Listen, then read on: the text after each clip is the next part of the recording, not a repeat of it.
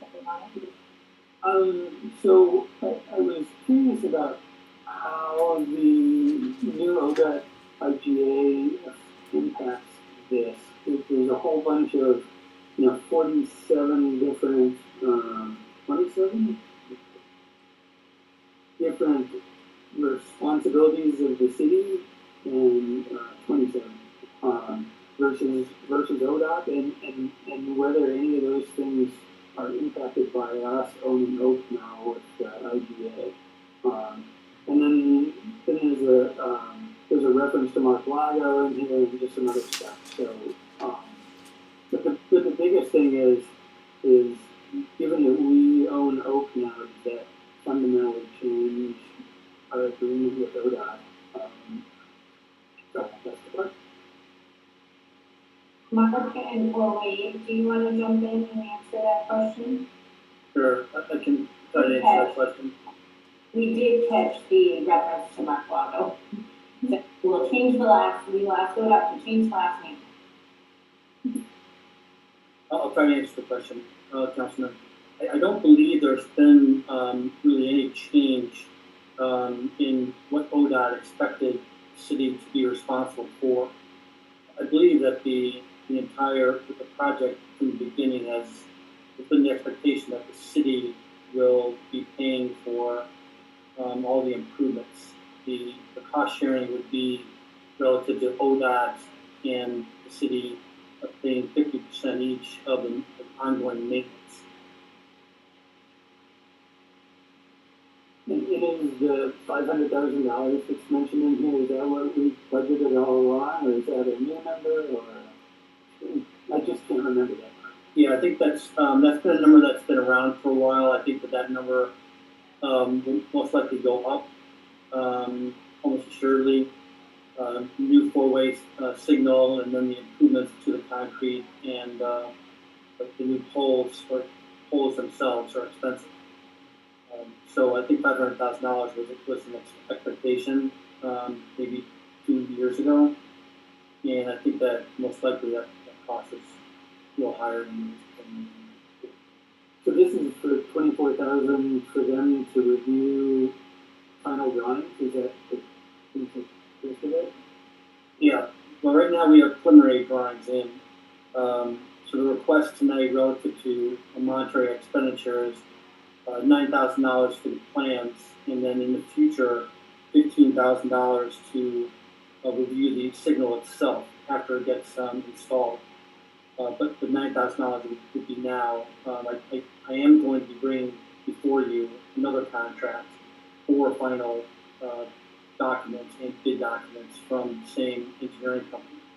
So we're not over with this yet, but this would be a preliminary review.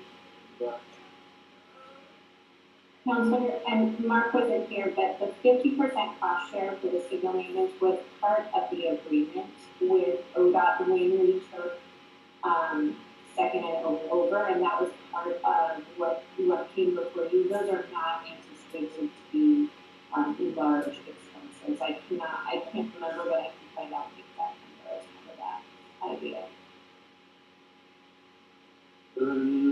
So I guess that answered my question. I was sort of expecting us to just be in charge of ourselves now, and that's not completely true. So.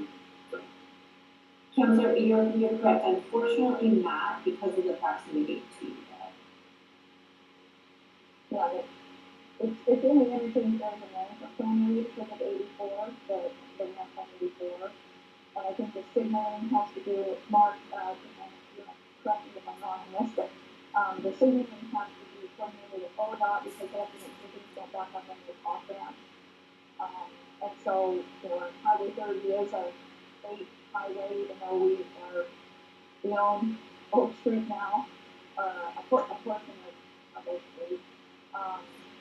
So I think, we're still intertwined with ODOT, even though we have more jurisdictional control on some portions of it. Is that how they did it? That's exactly correct. This light and the intersection on the bridge 34, they both have to be completely together. right, I'm good then, and, I look forward to the next step on this one and getting the next schedule update. Yeah, I think, go ahead, Megan. Don't need to interrupt people. I guess since we're talking about it, I'm wondering, like, I know we've had some significant back and forth with ODOT about getting this design to something that I think is better for the community with the curb cut outs and not getting our community. Are we fairly confident that this design review is gonna be able to keep all of that, or what is design review a risk that they're gonna change on us again? I think that, Councilman, I believe there's very little chance of that. I talked with, the reviewers at ODOT, talked with our consultant. I believe that we're at a place that, the review should go relatively smoothly and relatively quickly. Listen, thank you.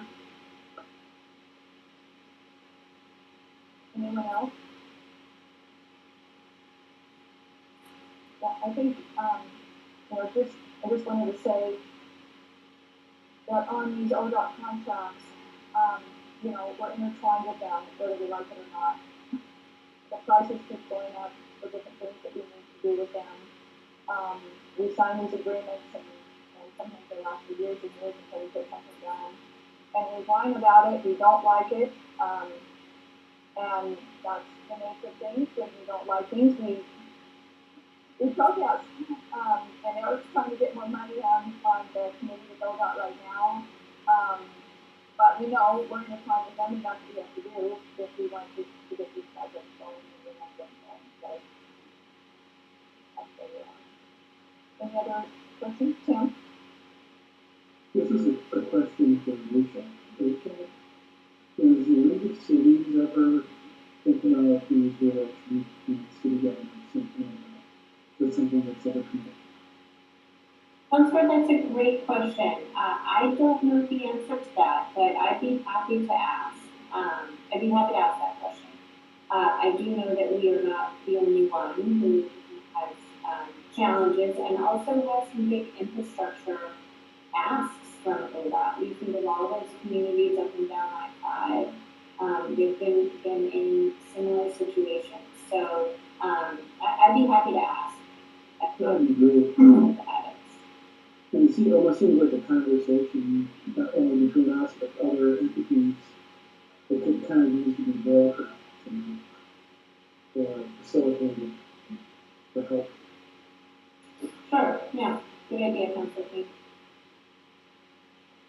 So there might be more leverage that we have, in this one small city. So, anything else on the consent agenda? Did I get on both? Eric? Could I just briefly say something positive about the kickstand parking agreement? So I've lived within 150 yards of that parking lot for probably 35 years, and I've always I just think it was a smart move to have that agreement. Kickstand is a wonderful addition to the neighborhood, and I live in this neighborhood. They're a wonderful community partner as far as I'm concerned as an immediate neighbor. I have noticed over the last few years that parking lot is being used more, and I'm associating with kickstand, and so that seemed fair and appropriate. So I just wanted to remark that I had a positive reaction to that agreement. Thank you, Councilor. I'll pass that along. All right. If there's nothing else on the consent agenda, can I get a motion? I will move that we approve the consent agenda. We have a motion to approve the consent agenda by Megan. I think Mark, Jan, or Tim. Tim. Okay, I'll do that first. Tim, seconded that. Any discussion? Roll call vote. Jessica? Aye. Megan? Yes. Tim? Travis? Eric? Aye. Mark? Yes. Chair votes aye.